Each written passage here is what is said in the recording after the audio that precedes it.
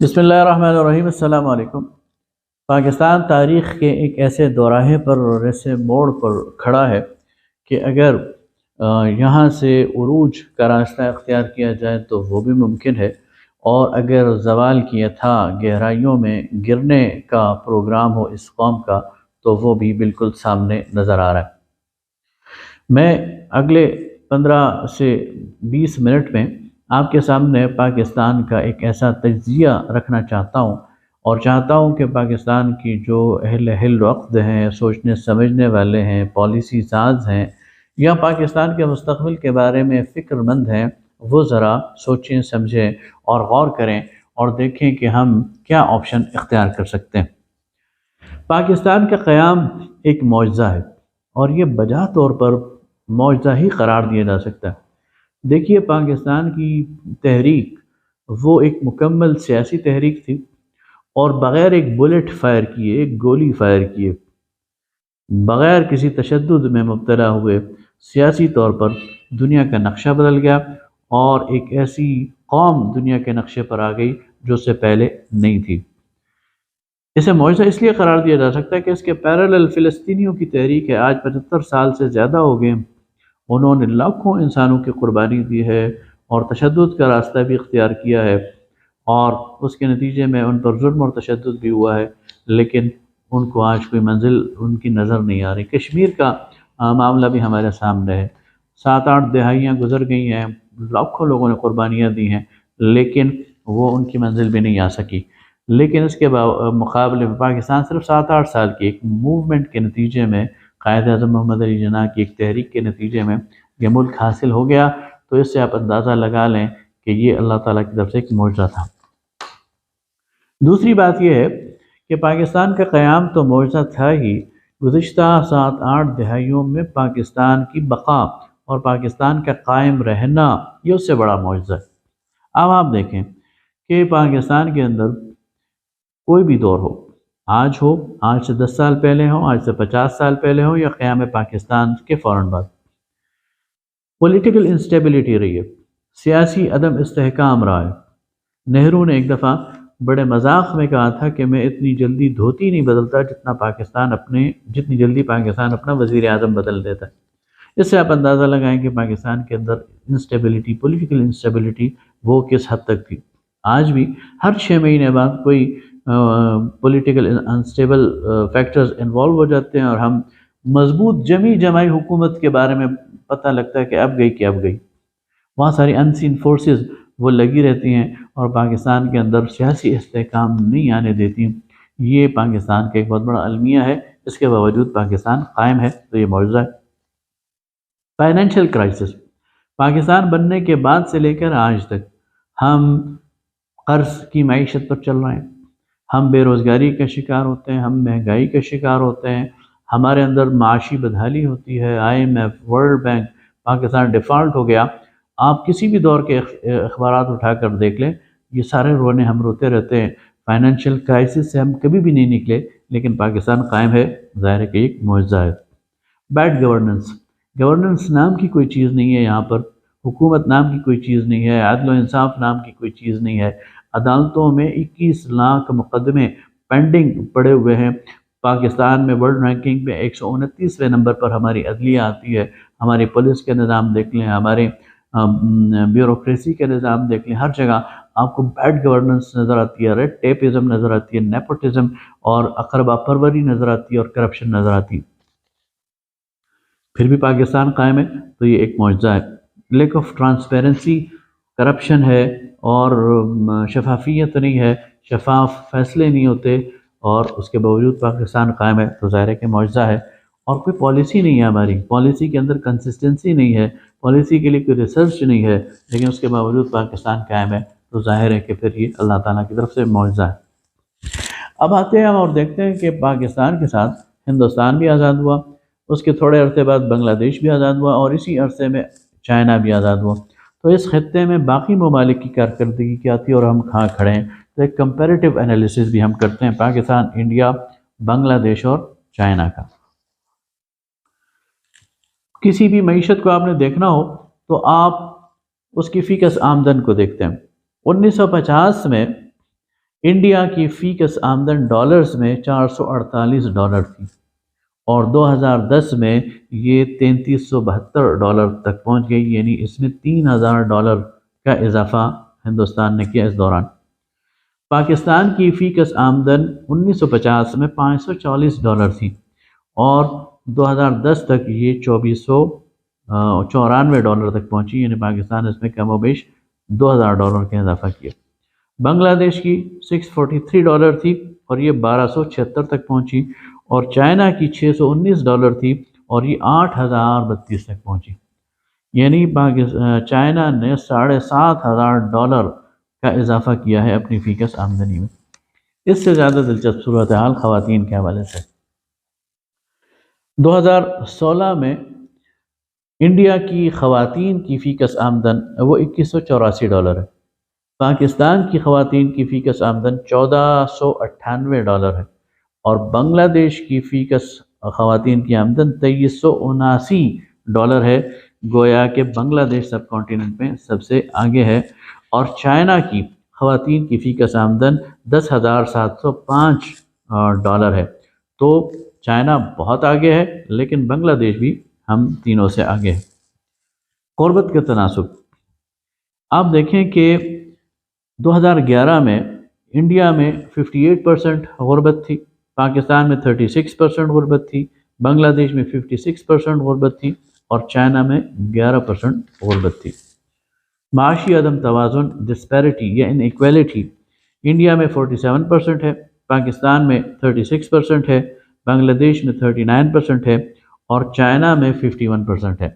یہاں بھی ہمیں حیرت ہوتی ہے کہ چائنا سوشلزم کا دعوے دار ہے اور ایکویلٹی کا دعوے دار ہے، وہاں سب سے زیادہ ان ایکویلٹی ہے، اور انڈیا اس میں سب سے زیادہ ہے اس سب کانٹیننٹ میں، اور پاکستان میں غربت کا تناسب یعنی جو ان ایکویلٹی ہے وہ اس کا تناسب سب سے کم ہے۔ یہ ایک پازیٹیو ٹرینڈ ہے۔ اس سارے خطے میں ان چاروں ممالک میں 1000 بچوں میں اموات کی شرح، یعنی 1000 بچے جو پیدا ہوتے ہیں تو انڈیا میں اس میں سے 47 فوت ہو جاتے ہیں 5 سال کی عمر سے پہلے۔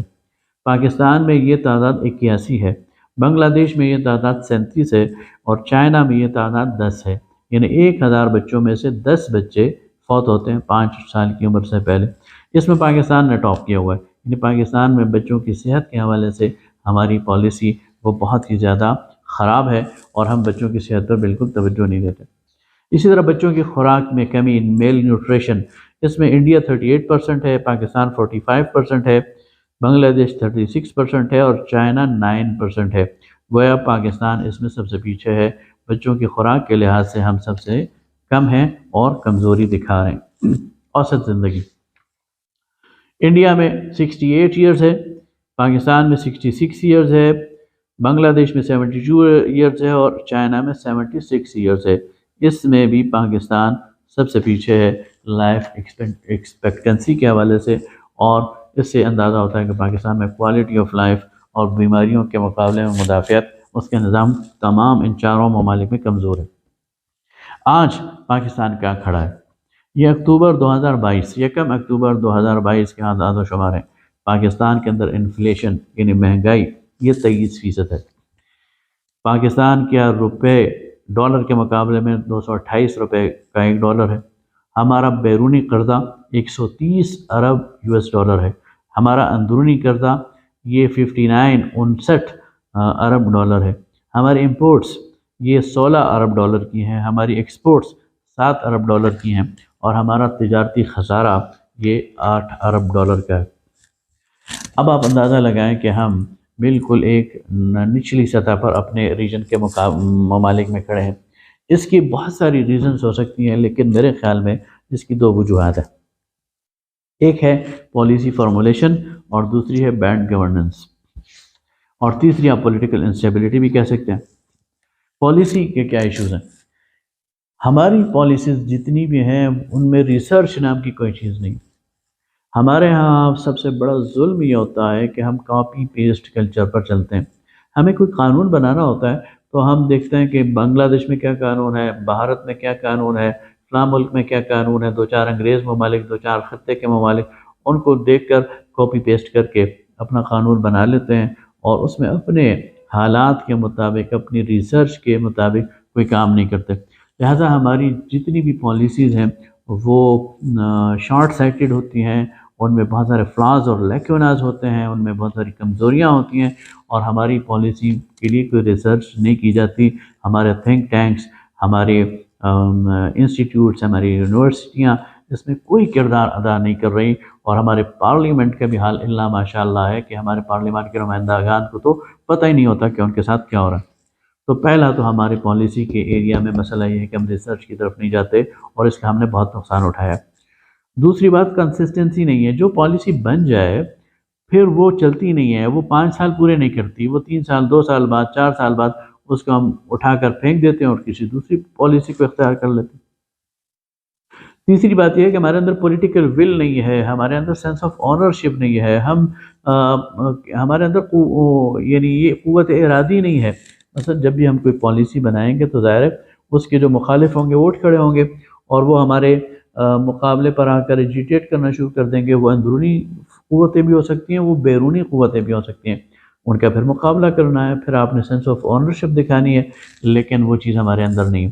انرجی سیکٹر کو لے لیں، ہم آج تک یہ طے نہیں کر سکے کہ ہم نے پاکستان انرجی سٹاروڈ ہے، پاکستان کو انرجی کی بہت ضرورت ہے، یہ انرجی ہم بھارت سے لے سکتے، ایران سے لے سکتے ہیں، لیکن ایران سے لیں گے تو بہت سارے لوگ اس پر اعتراض کریں گے، امریکہ آ جائے گا، تو کیا پھر امریکہ کا مقابلہ کرنے کے لیے ہم تیار ہیں؟ انرجی کے لیے ہم روس کی طرف بھی دیکھ سکتے ہیں، انرجی کے لیے ہم چائنا کی طرف بھی دیکھ سکتے ہیں، ان سے بھی تعاون لے سکتے ہیں، لیکن کیا پھر اس کے لیے ہمارے اندر اتنی قوت اور صلاحیت ہے کہ مقابلہ کر سکیں؟ تو پھر ہمارے اندر پولیٹیکل ول نہیں ہے، ہمارے اندر وہ سینس آف آنرشپ نہیں ہے کہ ہم نے جو فیصلہ کیا ہے پھر ہم اس پر ڈٹ کر کھڑے ہو جائیں۔ اور چوتھی بات یہ ہے کہ ہماری فارن پالیسی میں انتہائی ناکام پالیسی ہے، ہم آئسولیشن میں کھڑے ہیں، ہمارے دوست نہیں ہیں اور دشمن بہت زیادہ ہیں، تو ایسے حالات میں آپ دیکھ سکتے ہیں کہ پھر یہ ملک کہاں جائے گا۔ گورننس ایشوز، ہمارے ہاں گورننس کا بہت بڑا ایشو ہے۔ جو یو این او ہے اس نے جو گڈ گورننس کی 4 انڈیکیٹر دیے ہیں کہ رول آف لا، اکاؤنٹیبلٹی، ٹرانسپیرنٹی اور پارٹیسپیشن، یہ چاروں چیزیں پاکستان میں آپ کو نظر نہیں آئیں۔ پاکستان کے اندر قانون نام کی تو چیز ہی کوئی نہیں ہے، اور اگر قوانین بنے ہوئے بھی ہیں تو ان پر عمل درآمد نہیں ہوتا، اور ان پر عمل درآمد کرانے والے ادارے اتنے کرپٹ ہیں کہ وہ اپنے من مانے لوگوں کو اختیارات دے دیتے ہیں، اور اس کا پھر ہمیں مظہر نظر آتا ہے۔ پوری پوری بلڈنگز کھڑی ہو جاتی ہیں، بعد میں پتہ چلتا ہے نقشہ کس نے منظور کیا ہے، اور اس میں تو بنیادی چیزوں کو ہی پورا نہیں کیا گیا، اور پورے پورے شہر آباد ہو جاتے ہیں اور پتہ چلتا ہے کہ این او سی نہیں لیا گیا اور وہاں پر کرپشن ہوئی ہے، تو رول آف لا کی تو نام ہی نہیں ہے، احتساب نام کی کوئی چیز نہیں ہے، لوگ میل پریکٹسز کرتے ہیں، لوٹ مار جاتے ہیں، کھا جاتے ہیں، اور ان کو پوچھنے والا نہیں ہے اور وہ دندناتے پھرتے ہیں۔ شفافیت نہیں ہے، ٹرانسپیرنسی نہیں ہے، فیصلہ سازی کا پتہ ہی نہیں ہوتا، ہمیں معلوم ہی نہیں ہوتا کہ کس نے فیصلہ کیا ہے، کون اس کا ذمہ دار ہے اور کون اس کی جواب دہی کرے گا، اور اس فیصلے کے درمیان کس کس سٹیک ہولڈر کو اعتماد میں لیا گیا اور کیسے یہ فیصلہ کیا گیا۔ بالکل سارا کچھ اندھیرے میں ہوتا ہے، ٹرانسپیرنسی نام کی کوئی چیز نہیں ہے، اور پارٹیسپیشن، پبلک پارٹیسپیشن نہیں ہے۔ لہٰذا جب تک گورننس کو ٹھیک نہیں کیا جائے گا اور یہ چاروں چیزیں ان پر عمل نہیں کیا جائے گا، ہمارے ہاں کے حالات ایسے ہی رہیں گے کہ جہان نو ہو رہا ہے پیدا، وہ عالم پیر مر رہا ہے۔ تو سائنس آف ہوپ، رے آف ہوپ، روشنی کی کرن، وہ کیا ہے؟ میرے خیال میں پاکستانی معاشرے میں 5 ایسی چیزیں ہیں جنہیں ہم امید کی کرن قرار دے سکتے ہیں، اور اگر ان کو صحیح پنپنے دیا گیا تو پاکستان ترقی کی راہ پر گامزن ہو سکتا ہے۔ پہلی چیز یہ ہے کہ پاکستانی معاشرے میں موروثی سیاست دفن ہو رہی ہے، موروثی سیاست کمزور ہو رہی ہے، موروثی سیاست کے خلاف لوگوں کا ریئیکشن اور نفرت وہ بالکل سامنے آ رہا ہے، اور اگلے 8-10 سال میں یہ موروثی سیاست اگر ختم نہ ہوئی تو کمزور ضروری ہو جائے گی، اور پاکستان کے جو عام لوگ ہیں، پولیٹیکل پارٹیز ہیں، ان کا کلچر بدلے گا اور نئی قیادت وہ ابھر کے سامنے آئے گی۔ یہ ایک امید کی کرن ہے۔ دوسری امید کی کرن یہ ہے کہ پاکستان میں کرپشن اب ناقابل برداشت ہو رہی ہے، کرپشن ایک گالی بن گئی ہے، اور کرپشن کے حوالے سے لوگ اب اس کو برداشت نہیں کریں گے، اور سیاسی جماعتوں کو اور قیادت کو بھی یہ بات سمجھ آ گئی۔ تیسری بات یہ ہے کہ پاکستان میں نوجوانوں نے اور خواتین میں سیاست میں دلچسپی لینی شروع کر دی ہے، اور سیاست میں ان کا کردار وہ روز بروز بڑھتا جائے گا اور وہ اچھے فیصلے کریں گے۔ پانچویں بات یہ ہے کہ اسٹیبلشمنٹ بیک فٹ پر چلی گئی ہے اور ایکسپوز ہو گئی ہے، اور اب اس نے سمجھ لیا ہے کہ اسے براہ راست سیاست میں مداخلت نہیں کرنی چاہیے، اور ہر آنے والا دن وہ اسٹیبلشمنٹ کے اس رول کو کم کرتا جائے گا۔ اور پانچویں بات یہ ہے کہ سوشل میڈیا ایک بہت بڑی قوت ہے، اور اس کے نتیجے میں پاکستان کے اندر ایک سوشل چینج آ رہی ہے۔ کیا کرنا چاہیے؟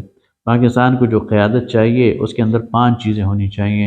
ایک تو یہ کہ ریفرنس آف قرآن و سنت، ان کو قرآن اور سنت کی روشنی میں اپنے سارے معاملات کو انجام دینا چاہیے۔